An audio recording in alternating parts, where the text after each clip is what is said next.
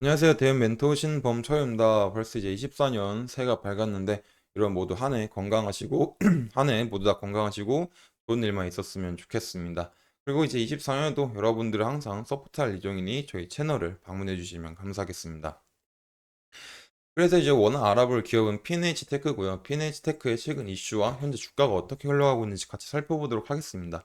그래서 제가 이제 PNH 테크에서 말했던 거는 결국에 이제 OLED 소재에서 95.48%가 나오고 있으니 얘네들은 OLED 소재 기업이다. 그리고 그 중에서 이제 고골절 CPL이 35.4%가 나온다라고 했었죠. 그리고 특히 지금 고골절 CPL 같은 경우는 이제 LG 디스플레이에 단독 공급을 한 적이 있다. 그리고 지금도 LG 디스플레이에 공급을 하고 있는 회사다라고 했습니다. 그렇기 때문에 앞으로 PNH테크가 커지려고 하면은 그런 LG 디스플레이 시장도 같이 커지는 게 좋다라고 설명을 했었죠. 그래가지고 이런 PNH테크의 최근 이슈를 보게 되면 PNH테크 TV 소재 매출 발생이 시작된다라는 점이죠. 그리고 이제 매출이 발생이 시작이 되고 이런 개선에 대한 기대감으로 인해서 이런 흥국증권은 목표 주가를 35,000원으로 설정했다라는 겁니다. 그리고 이제 지난해 4분기 실적을 예상 한번 해보면 매출액은 104억, 영업이익은 15억 원이다. 매출액 104억 원은 전년 동기 대비 25% 증가한 수치고 영업이익 같은 경우는 이제 18% 하락한 수치다라는 거죠. 그런데 왜 영업이익은 하락을 했을까라고 보면은 결국에 이제 OLED가 생각보다 시장에 대한 점유율이 크지 않았고 그러다 보니까 이런 수요의 부진으로 인해서 재고가 조금 있었다라는 점을 생각해 볼 수 있겠죠. 그리고 특히 이제 LG 디스플레이 같은 경우는 아이폰 15 패널 출하가 조금 정상적으로 이루어지긴 했습니다. 그러나 그에 비해서 이런 소재와 재고의 조정으로 인해서 조금 감소된 감이 없지 않아 있다라는 거죠. 하지만 그에 반해서 오히려 예상 실적은 매우 좋다. 매출액이 602억 원이고 영업이익은 111억 원이다라는 점이죠. 그럼 매출액이 602억 원이고 영업이익이 111억 원이라는 거는 어느 정도 수치냐면은 이제 전년 동기 대비 이제 50% 증가한 수치고 영업이익 같은 경우는 이제 82% 증가한 수치입니다. 그래서 왜 이런 흥국증권은 이렇게 높게 잡았을까라고 생각을 하면은 우리가 생각해 볼 수 있는 건 LG 디스플레이가 앞으로 적자에서 흑자로 조금 전환될 수 있는 기대감이서 나오지 않았나 싶습니다. 뭐 LG 디스플레이가 아니기 때문에 간단하게 설명을 하자면 LG 디스플레이에서 이제 앞으로 도움을 줄 만한 곳들은 이제 삼성전자와 이제 애플이겠죠. 삼성전자 같은 경우는 지금 이제 LG가 WOLED 패널을 조금 장기간 또 이제 많이 공급하고 싶어 합니다. 하지만 이제 이게 뭐 어떻게 될지 모르겠지만 만약에 이렇게 장기 공급이 체결이 되게 되면은 3년에서 5년 동안 약 500에서 600만 대의 패널을 납품하게 되니까 LG 디스플레이 입장에서는 이제 좋은 호재로 작용하겠고요. 그리고 또 이제 애플 같은 경우는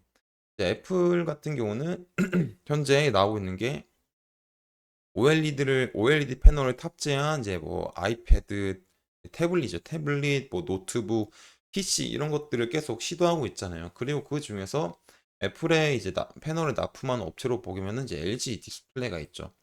그렇기 때문에 앞으로 애플이 이런 OLED 패널에 대한 파이가 커지면 커질수록 LG 입장에서 납품할 것도 많고 그러다 보니까 이제 PNT테크가 수혜를 볼 수 있다라는 점이 있습니다. 하지만 아직까지는 이런 부분에서 우리가 확정 지을 수는 없죠. 뭐 이제 24년도에 저도 뭐 OLED가 앞으로 조금 개화되지 않을까 생각을 하는데 생각보다 이제 매출액이 지지부진하거나 그러거나 그런 예상치 못한 변수가 발생되면 이제 기대치를 못 미칠 수 있으니까 우리는 일단 이런 P&H 테크가 앞으로 조금 더 잘 될 수 있다라는 기대감 정도로만 생각하시면 될 것 같은 기사입니다. 그래서 일단 뭐 35,000원으로 설정했지만 우리는 이제 차트를 한번 봐야 되겠죠. 차트를 보게 되면은 제가 이제 P&H 테크에서 그전에 했던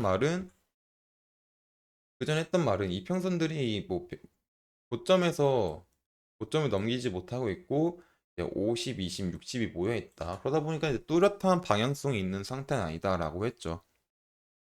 아, 그리고 그 전에 저는 이제 저희 회사는 리딩 업체가 아니기 때문에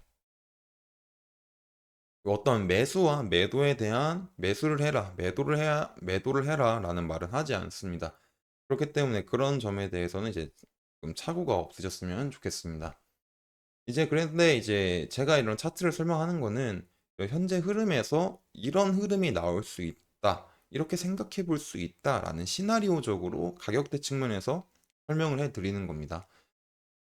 그래서 이제 그 전에 말했던 건 고점을 넘기지 못하고 있고 이평선들이 모여 있으니까는 이제 50, 20, 60이 모여 있으니까는 조금 이런 횡보의 모습을 생각해 볼 수 있지 않을까. 그래서 이제 횡보 구간은 이런 25,000원 부근에서 22,800원 부근 사이에서 이렇게 왔다 갔다 할 수 있지 않을까라고 얘기를 했습니다. 그리고 현재 지금 아직까지는 크게 28,000원 부근을 해치고 있는 상황은 아니죠. 그렇기 때문에 현재 이제 아직까지 방향성이 결정된 건 아니기 때문에 이 저점을 계속 방어를 하는지 보는 게 중요하지 않을까라고 생각을 합니다. 그리고 이제 만약에 여기를 뚫었을 때는 다시 이 안으로 들어올 의지가 있는지 우리가 확인을 해야 되겠죠. 하지만 이제 살짝 조금 우려스러운 부분도 뭐냐면 이 부분을 그냥 깔끔하게 뚫지 못하더라도 여기서 이제 횡보를 하다 보면은 이평선들이 어느 정도 풀리게 되고 이 과정에서 이게 뚫는 캔들이 나오면은 이게 추가 하락도 나올 수 있는 시나리오도 우리가 생각해 볼 수 있을 것 같습니다. 하지만 반대로 여기를 잘 방어하고 위로 가게 된다면 여기서 바로 뚫지 못하더라도 똑같이 비벼주게 된다면 이평선들이 점점 풀리고 나오고 하면 다시 추가 반등도 나올 수 있는 시나리오도 생각할 수 있지 않을까라고 생각을 합니다. 하지만 아직까지 이런 뭐 하방이나 상방이냐 이런 시나리오를 생각하기보다는 지금 현재는 명백하게 추세가 보이고 있지 않기 때문에 지금은 이제 22,800원 부근 정도를 잘 지켜주는지 한번 봐야 되지 않을까 생각을 합니다. 그래서 이제 다시 말하자면 제가 이런 차트를 같이 보는 건 어떤 시나리오적에서 이런 흐름적에서 어떤 시나리오를 우리가 한번 같이 생각해 보자지 제가 이제 매수를 해라, 매도를 해라 라는 뜻은 아닙니다.